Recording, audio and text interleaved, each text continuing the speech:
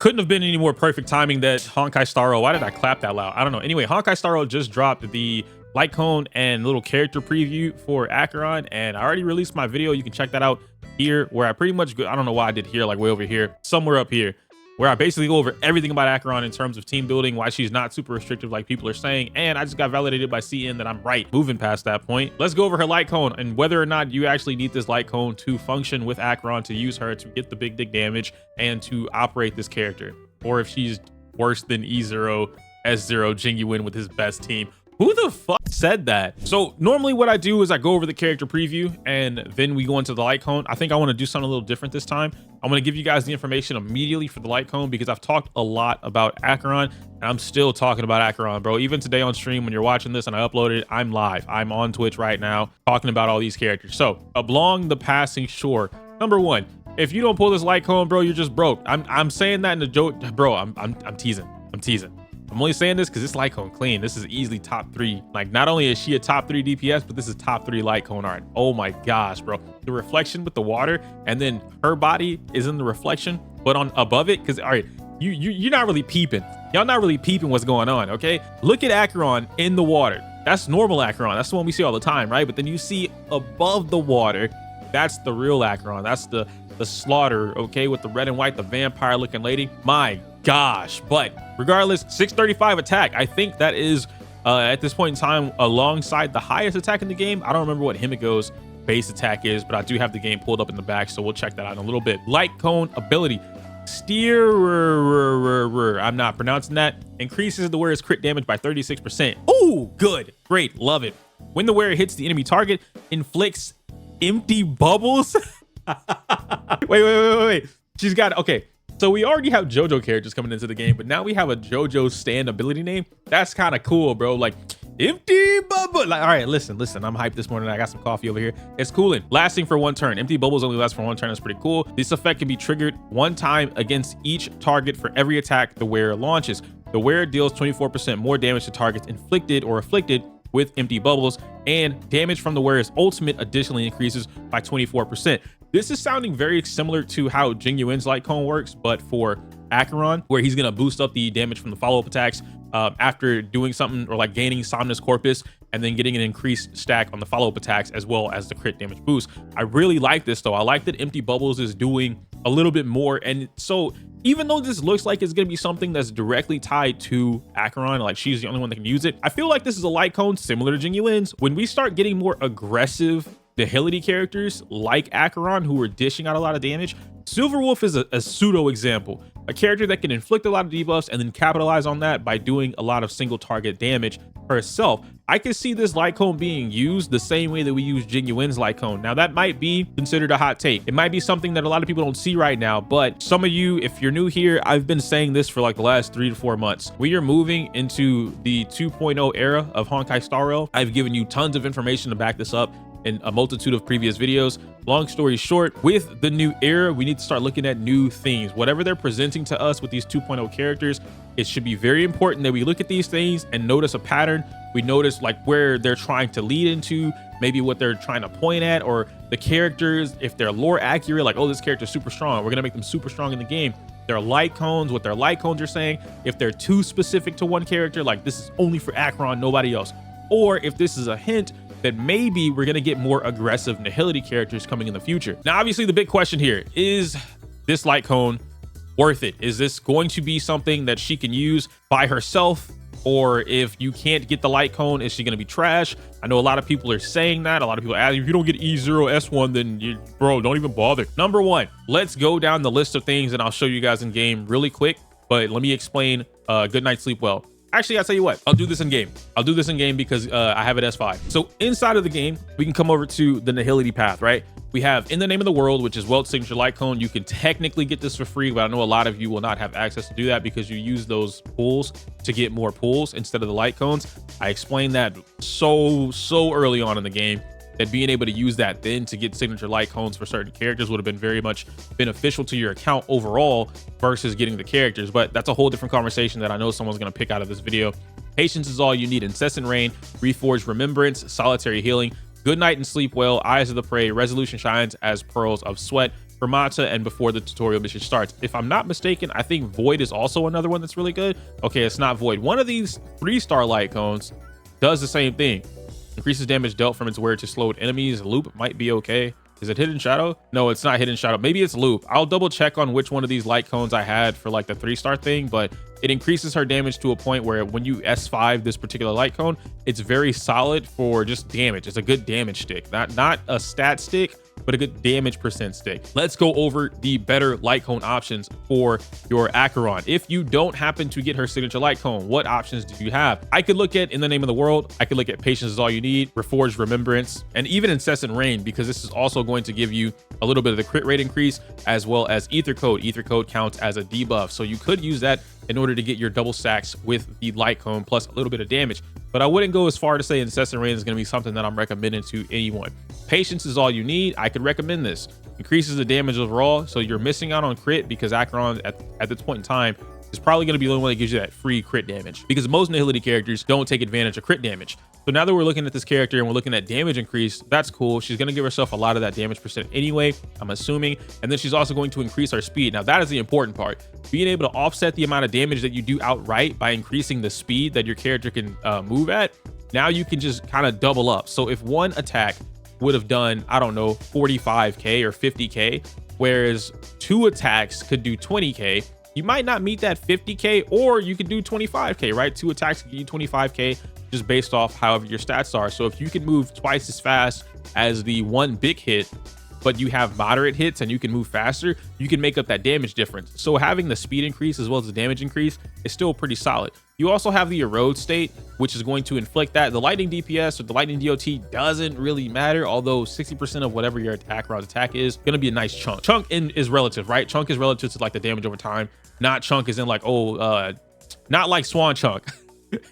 Swan bites the hell out of you, bro. She'd take a nasty chunk. Speaking of Swan's light cone, I wouldn't recommend. Now it does offer you a little bit of the attack increase as well as the dots to ignore the defense, but this just doesn't fit her at all. So if you have a spare one, like I've seen people just happen to have 2 of these because they got, you know, a little luckier on the banner, I wouldn't give this to my Acheron. I would look at some things like solitary healing. The reason I would look at this is not for the debuff, so you're not going to be getting your 2 attacks here, or your two slashes from this. But when you're looking at this at max level and you're looking at this for the increased break effect, you're looking at this for the increased DOT being dealt, and you pair her up with somebody like Kafka, like Swan, like Sampo, then you can start playing around with some DOT style teams way lower on the end. Okay. The main light cones you guys are going to be looking at for Acheron in the event you cannot pull her signature light cone. Patience is All You Need. Good Night and Sleep Well. Pearls is okay. Eyes of the Prey is okay. I'm not the biggest fan of Eyes of the Prey, so I'm gonna look at Resolution, Good Night, and Patience. You can technically look at Fermata, but Fermata would require you to have Sampo, Kafka, or Swan, even possibly Serval, but she's not in Nihility, so you really don't want to do that in order to get this going, because it's going to increase the damage that you deal to the enemy who are afflicted with shock or wind shear. So it's really niche. I'm not the biggest fan of that, but again, Fermata, to my understanding, is free. You just play the MOC or something like that and you buy it out and you're good to go. Good Night and Sleep Well is probably going to be your best bet. Now I know there's a big damage difference between these light cones because you're getting your damage increase by 24%, but this stacks up to 3 times. So 20, 40, 60 plus the what is that, 12-ish percent? That's a 72% damage increase overall on top of whatever else you have going on. In the event you're running something like this, you're more than welcome and pretty much encouraged to just run your attack orb, right? Instead of doing a lightning damage orb that you might have been planning, now you can run an attack orb with double crit, speed in there, and then call it a day.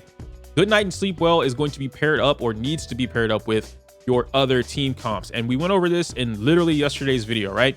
I went over this in yesterday's video where I was showing you guys how you would build a team that doesn't have, if your team doesn't have the double Nihility debuffer kind of thing going on, right? Like if you don't have a signature light cone, how do you make up for this? There are ways to keep it going so that you can get maximum stacks every single cycle, or like 1.1 cycle. What I mean by 1.1 is that the very start of the next wave or the next cycle, you would then get your ultimate because everybody's turns would refresh, and then you would go from there. So how would you do that? I would build a team where I have, where is Serval, bingo. Serval, we're gonna say Serval is my Acheron, okay? And then I have Silver, and I guess I have Pela, yeah? boom, boom, and boom. Let's say that my Serval does not have her signature light cone. My Silver has her signature, and Pela has Pearls. So now I know these two are going to be able to give me the debuffs through their ultimates and their basic attack or skill. So I'm getting at least 2 every so often between them, but guaranteed 1. Someone needs to be in this 4th slot making that up. How do I do that? I told you guys yesterday about a particular character that's going to see a little bit more shine with Acheron teams, and I think she's going to do just fine. The Fire MC. Not only does Fire MC's taunt itself count as a debuff towards the enemies, so that's going to give you a stack by itself, but anytime they're attacked, they now get inflicted with Burn. Burn is a DOT. DOTs count as debuffs. So every time an enemy takes their turn and then the enemy is inflicted with Burn from attacking the MOC or the preservation fire, right? Fire MOC, that turns into a stack. So this is another way for you to get your stacks guaranteed. Acheron is going to be giving herself 1 stack. This is in the event you have good night and sleep well with your Acheron. You have to build your teams a slightly different way, but it's a team-based game, right? We get into team building all the time. We talk about team building on this channel all the time. So when you're looking at this game and you're looking at like all these different options for light cones, the problem that a lot of free-to-play players have isn't that they it's not worth it to build into Acheron. What a lot of people are telling you right now, and trust me guys, I've been reading all the comments, a lot of people are telling you right now is that when I'm looking at the game, hey man, why would I do what you're telling me to do or what you're suggesting me to do when I could just build my Mei with Messenger and then she's done? I could just build my Bronya with whatever and she's done. I could build my Tingyun with whatever and she's done. Then I have an easier time building Jing Liu. I can stack her out, get her traces maxed, and then she's done, right? A lot of players are telling you that, and in retrospect, you've already done it. The same concept applies if I was going to build, where's she at? Tingyun, Asta, or where are my Nihilities? Where are they at? Oh, they're in the front, duh. Or Pela. The same concept would apply. I still need to go and get this character to 70 out of 80. I still need to level up this light cone to whatever I want, 60, 70, 80. I still need to get her traces up to a respectable level to be able to do whatever I want with that character. I still need to go find good relics so that my character can be of use to the team. And if I'm playing a 4-star, then I'm looking for as many Eidolons as possible, however I can get them. The same concepts apply when it comes to team building. The main difference here is that a lot of players don't have light cones. Why don't you have light cones? Because you don't put on the light cone banner. I'm not going to blame any one person or group in particular for not doing this, but this game is not Genshin Impact. I've repeated this since literally the beta of Star Rail, that light cones were very much important in this game. I only have I have an S4 and an S5. I'm about to trip. Light cones are so important in this game because they open up doorways that you would have never had before. What do I mean by this? Well, I could run Pearls on my Acheron, giving her the debuff herself, which then gives her, not only does she get the defense decrease by herself on top of everything else she's already doing in her kit, but she's going to be guaranteed to get her 2 slashes from doing her skill. So Pearls, S5 Pearls is still pretty good for her, right? But I'm not receiving the damage, I'm not receiving the crit damage, things like that. How do I make up for this? Well, now I could use Good Night and Sleep Well on someone like a Welt or Kafka or Swan, whoever, right? Someone else that does a little bit more damage or wants a little more damage in their kit to make up for what my Acheron might not have with her light cone, or vice versa. And then I just make a really fast, in this case I'll use Swan or Pela. I make a really fast Swan or Pela so they can attack and make up for what my Acheron is not able to do on her own. Little things like that come into team building, and different light cones allow you to do that. Welt's light cone in particular allows you to, or I guess Welt, I should say, allows you to slow the enemy and then take advantage of that. I think it's Loop. Loop, when they're slowed, that goes neck and neck with Welt, right? If I'm playing a Welt sustain comp and I don't have a S5 Good Night Sleep Well, but I do have an S5 Loop, or I don't have an S5 Pearls, or maybe my Pela has an S5 Pearls and my Welt has his signature light cone, or he has Good Night, right? Like all these combinations, but Welt slows enemies down. Just like you guys told me with why Don Hung is on the banner. It's because he slows enemies down. That counts as a debuff. I could then give an S5 maxed out Loop, if that's all I had, to my Acheron, and then get a clean 48% extra damage on whatever it is that I'm doing to all of the slowed enemies on the field. So that still counts as my debuff getting thrown out there. The light cone situation is not as grim as a lot of players are making it out to be. It's just privilege. I say this as somebody that spends money on the game to get the light cones that I want. It is a privilege that we have to be able to get these light cones. But as a free-to-play player on my free-to-play account, I can't cry or be upset or be angry or anything like that I don't have any of the signature light cones that I'm looking for, or an S5 copy or whatever, if I'm not willing to improve that character to pull on the light cone banner, because the game, it's RNG at the end of the day. If I were to go into the light cone banner right now, or even the standard, if I did a single pull on the standard banner right now, there's no telling what I can get from this, right? Okay, so that's probably going to be a blue. That's probably going to be a blue light cone, right? Boom. Meshing cogs. There's no control on whether or not I'm actually going to get Dance Dance. I'm still missing a Dance Dance Dance, by the way, guys, and I spend money on the game. So like, I don't have an S5 Dance Dance Dance. Some free-to-plays have 20 S5 Dance Dance Dances. It is what it is. I don't have that. They're not in the shop. You can't come in here and buy any of the Dance Dance Dance with the 4-star light cones in the shop. You can only buy the 5 stars. You have to save up for it. So yes, pulling on the light cone banner when there is something here. Planetary Rendezvous. If I'm looking for planetaries and I want planetary to be maxed out or more, I'm gonna pull on this banner. If I happen to get Earthly Escapade, that's a dub. There's nothing like, oh man, I got Earthly Escapade, I got the 5-star light cone, I didn't want that one. It's a dub, bro. It doesn't matter. It's cool. So now we get back to what's actually on Hoyo Lab, and we wrap up what we have in the light cone banner. Good Night and Sleep Well is on the light cone banner. I just talked about that being her best damaging option alongside the rest of your team, depending on how you build it. So yeah, I'm gonna want this to get up to S5 because I can get the 72% damage increase, give her an attack orb, even out those stats, and then max out crit rate, and I'm done, right? Crit rate, crit damage, whatever, then I'm done. Post-op Conversation is just a standard healing light cone, gonna be great for someone like Gallagher who wants to keep that up, or if you want to look into some other options whenever Gallagher gets his kit gets revealed, you could probably look into that. And then of course, subscribe for more being for Don Hung, basically, if you will. That's cool. I'm not gonna say this is a bad light cone because it truly doesn't matter. Hunt has some pretty solid light cone options. Cruising in the Stellar Sea being one for free. And before I leave, just so we clarify this, because I've seen a lot of misconceptions about this, when I say Acheron is going to get her skill, or she's going to get stacks from like 2 stacks from using her skill, I know that, you guys know that, the ones that are telling me this, it's her skill that only gives her 1 stack, and then her light cone gives her the 2nd stack. But it's not just her signature light cone. Some people I've seen in other people's other creators' comments, like Moons for instance, you guys are saying, not all of y'all, obviously, just some, are saying that it's like you have to have her signature to get the 2. Her light cone is not what gives her the stack. It doesn't say give you another stack. No, it's the debuff. What happens here is her talent is going to trigger when there's a debuff that happens to any whatever enemy on the field. Cool beans, you're done. Then her skill, where is it at? Or do they not have it here? Oh, it's right here. Her skill is going to boom boom strike, and it auto gives you 1 stack. Like it's built in. It's the same way that Genuine, when he does his skill, he's guaranteed, I'm gonna stack up Lightning Lord by 2, right? I'm gonna give Lightning Lord 2 stacks. Nothing else equates to doing that. He just does it, gets the 2 stacks. I do my ultimate and I get 3 stacks. It's built into the kit itself. So no, the skill and that, like, the skill isn't limited to the talent. The skill is guaranteed to give you 1. Then her talent kicks in, or her trace, whatever it is, and then that's what's going to give you the extra stack. The characters using their debuffs, that's what gives you a stack from them.